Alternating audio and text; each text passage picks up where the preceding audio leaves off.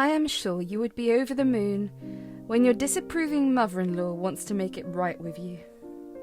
I, Giselle, was also happy when my mother-in-law Maria wanted me to come to her retirement party and join the celebrations.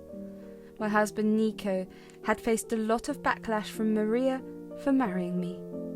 She didn't approve of the fact that I was a college dropout and didn't belong to her culture. It got so bad that she didn't even attend our wedding. For 2 years, only Nico had a relationship with Maria. I wanted nothing to do with her. My sister-in-law Shelley always told me that it was a good thing. She said, "You should be glad that you can stay away from Mum. We don't have that luxury yet." "Why are you saying this, Shelley? I would love to know your mother so that we can be a big family." "Listen to me, Giselle. My mother is not a good person. She's a backstabber, but hides it with her fake personality. If people knew her true face, no one would have offered her the position of a teacher. But she's a highly educated woman. Shelley, I'm sure she can't be that bad." "Not all people with a fancy education can be a good person. Look, I like you, so I have to warn you.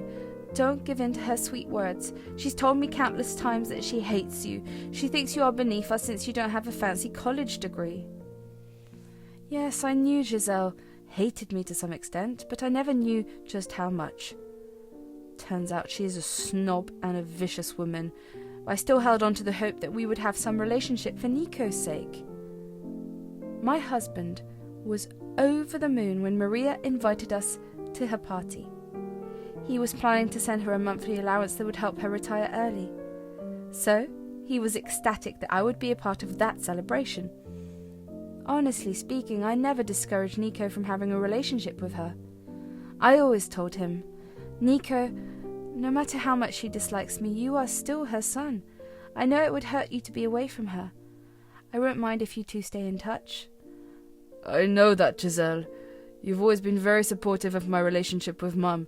It just breaks my heart that she can't see how much you make me happy. I hope this visit will change her mind." "I hope so too, Nico. I'll try my best to convince her that I'm worthy of you." "You are worthy of me and more, Giselle. No matter what my mum thinks, I know the truth. Don't worry, if she tries anything, I'll be there to defend you." I know I had to leave college due to some family issues, but that didn't mean that I was a dumb girl who mooches off her husband. I had a job that paid decently. I worked hard to be where I am, and I'm sure Maria would realize that soon. I had lots of hope when I flew to her city and stayed at her house. I was on my best behavior and Maria was being civil with me. I was starting to think that there was some hope for us, but one call from Shelley destroyed that. She called me and said, "Giselle, I know Mum has been acting friendly towards you. Don't be fooled by her behavior. She's good at faking her behavior. She still hates you. In fact, she plans to somehow humiliate you in front of her guests tomorrow." "What are you saying, Shelley? How did you know this?" "She's been calling me and telling me her plans. She thought I would support her. When I didn't, she stopped talking and didn't tell me what she was planning. I'm sorry I couldn't be there with you, but I wanted to warn you about it. Thank you for looking out for me, Shelley. I don't want to tell Nico anything right now, but I will stay alert. If Maria does something, I will tell Nico and deal with her. Don't worry. Whatever she does, make sure she doesn't get away with it. Me and Nico are her children, so we can't do much on our own, but we will support you if she humiliates you. To us, you're just as family as Mom." I sincerely thanked Shelley for her kind words and for the little warning she gave me. My instincts became immediately alert after talking to Shelley. The first few days I was having a hard time accepting just how civil Maria was being to me. I had no idea this woman could be so cunning. I also didn't know what to do. I didn't want to involve Nico without proof, so I kept quiet and had my senses on alert. At the end of the party, me and Nico were having a great time. I met a lot of nice people who seemed very friendly, but I occasionally found a few people giving me the side eye even after being friendly to me. I was immediately suspicious of their behavior. I know that Maria was doing something. I decided to find Maria, and guess what I came across? Maria took it upon herself to get hold of all the guests who talked to me. Then their conversations went something like this. Your daughter-in-law seems to be a great woman. You must be proud to have her in your life. Nico has chosen a great woman. It's nothing like that, actually. I am disappointed in Nico. He's such an intellectual man with a great job. I wonder why he chose someone illiterate like Giselle. What are you talking about, Maria? Giselle is just a college dropout. I guess her parents' money was not enough to keep her in college. She doesn't even have a good job. She used to work filthy minimum wage jobs before she married Nico. I am sad Nico got a gold digger for himself. I was alarmed to hear what Maria was saying about me. This is just an example of the conversations she had with her guests. And she did it in Spanish. I guess she didn't realize that I'm very fluent in Spanish. She thought I wouldn't understand it. But I did, and her words made me furious. I quickly got hold of Nico and sneakily showed him what Maria was talking about me. He was shocked, embarrassed, and angry about it. I pulled him aside and said, "Look, Nico, I wanted to support your relationship with your mum. Hell, I wanted us to all be a happy family, but I don't think I can let go of this. She is intentionally spreading lies about me and insulting me for dropping out of college." "I am furious, Giselle. Mum knows why you had to drop out of college. Still she is going around telling people lies. This is ridiculous. I never should have trusted her. I will go and confront her right now." "No, Nico. I don't think I want that. It is me who she spreads lies about. I want to teach her a lesson and expose her to everyone. She tarnished my name to these people. I won't let her go." Surprisingly, Nico agreed with what I had in mind. He said that he doesn't care what I do. He was sick and tired of his mum acting like a saint and spoiling my name in secret. So, he told me to take my revenge. I quickly went inside and grabbed a piece of paper. I wrote down a speech and went up to the stage. I took the microphone and announced that I would like to give a speech. When I had everyone's attention, I took a deep breath and started to speak. I said, "Hello, guys. I thank you all for coming here today. I know that my dear mother-in-law Maria doesn't think very highly of me, but I thought I needed to say a few words about her. Maria has told you all numerous stories about how I am illiterate college dropout who can't even get a degree. Well, I'm not someone who disrespects her elders. But I am going to defend myself here. I had to leave college midway because my father suddenly died from a heart attack. Me and my mum had a very difficult time looking after ourselves. My mum has a disability that doesn't allow her to work. So, I became the breadwinner of the family. I juggled 3 jobs and tried to make it through college. I had really high grades until I left. I had no other choice. I simply couldn't afford to continue college and feed my family. Today, it must be a surprise to you guys to hear me speak in Spanish. I actually know 5 languages very well, and Spanish is one of them. So no, Maria, I'm not an illiterate college dropout who trapped your son into marrying me, and I am not some scheming witch who seems to take you away from him. You were the one who pestered Nico to leave me. You were the one who didn't show up to our wedding because you didn't want Nico to marry me.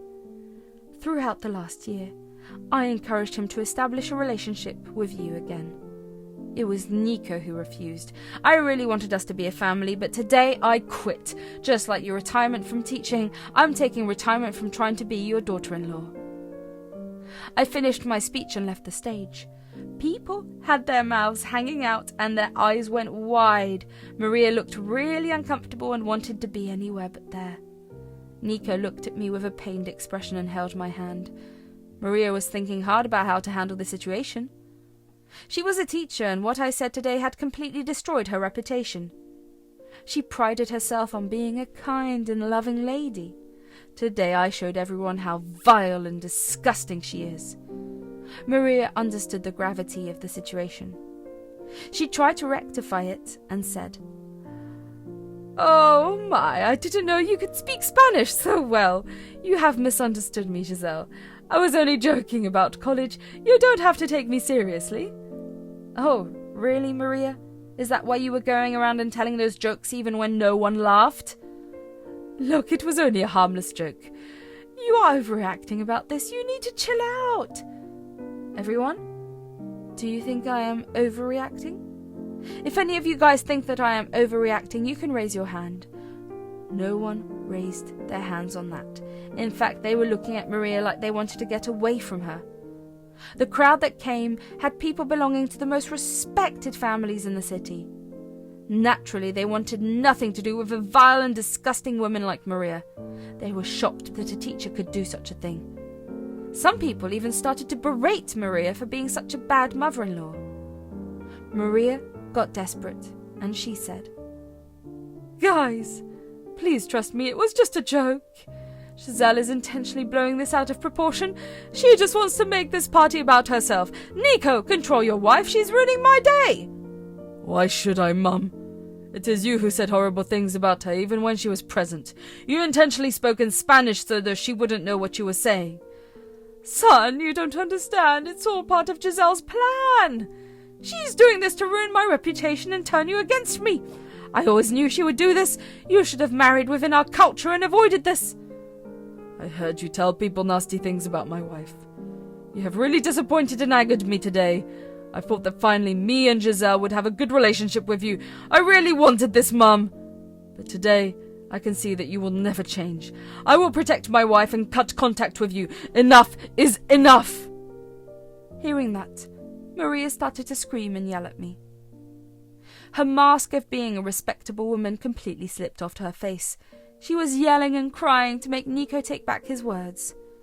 The guests were so in disbelief at the situation that they just started to leave. A few of them scolded her in front of everyone, and others just gave her extremely nasty looks. Maria, in her frenzy, didn't pay attention to it. She was begging Nico not to cut her off while blaming me for the day's incidents.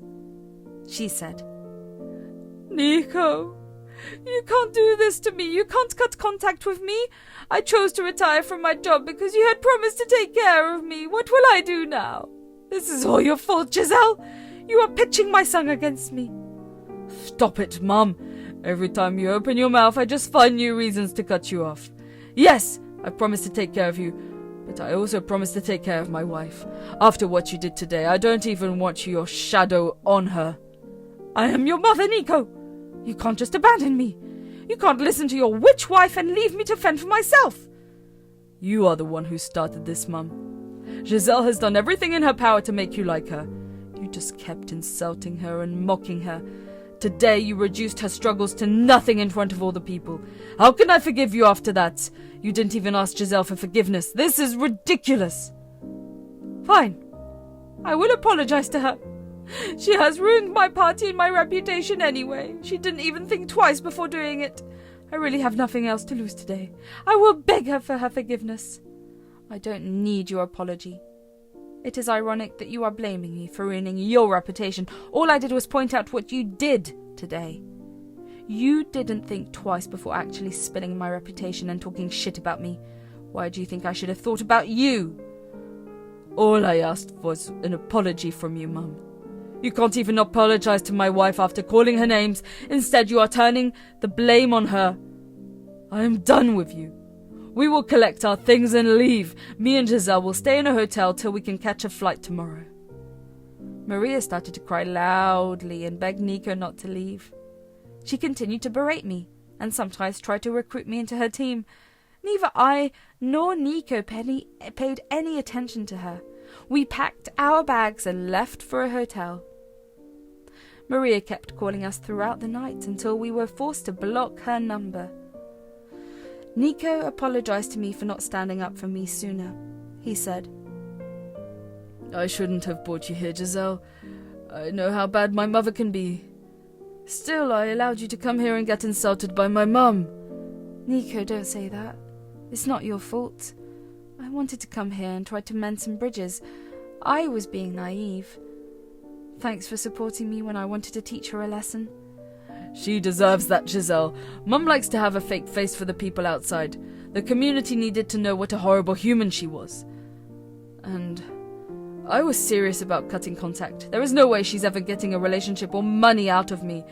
Just hope you can forgive me for not doing this sooner. I assured him that he did good and I didn't have any complaints. After Nico was satisfied with my assurance, we had a good night's sleep. The next day, we caught an early flight and left. When we got back, Shelley called us to get a full account of what happened. Apparently Maria was still going around telling people that I ruined her party and took her son away from her. Shelley knew that Maria had done something and called me for clarification. When I told her the full story, she was pissed on my behalf. She said, "See, this is exactly what she had been up to before you visited her. She planned to make fun of you with her guests so that no one ended up liking you. This was her plan all along." "Thank you for warning me, Giselle. I was prepared for what I could do. If you hadn't warned me, maybe I wouldn't have known what to do." "That's nonsense, Giselle. Maria might think you are beneath her, but I know what a smart woman you are. I can't believe she's become this cruel." I repeatedly told her to change her ways, but she never listened. I think it's time I cut her off for good as well. "You're thinking about cutting her off too? Are you sure about this?" "Yes, Giselle. She had a lot of problems with my husband as well. She only stopped when I threatened to cut her off. These past few years she didn't say anything directly to him, so I thought she had come to her senses. But now I see that she hasn't improved even a little. I would rather protect my husband now than let him suffer later." Me, Shelley, her husband and Nico talked about our problems with Maria in great detail. We recognized a lot of toxic behavior from Maria and decided to stop contact with her for good. This entire time Maria was calling Shelley, who still hadn't blocked her yet.